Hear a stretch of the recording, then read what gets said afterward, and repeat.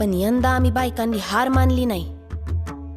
रुसलो, फुगलो, रडलो, भांडलो, पण काहीही करून आमच्या हक्काची जमीन आम्ही मागितलीच.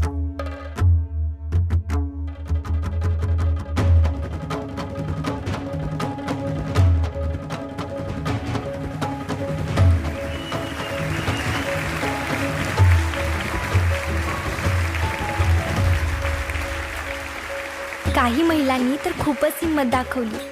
स्वतःची जमीन नव्हती तर भाड्याने घेतली, पण गट मात्र तयार केला म्हणजे केलाच.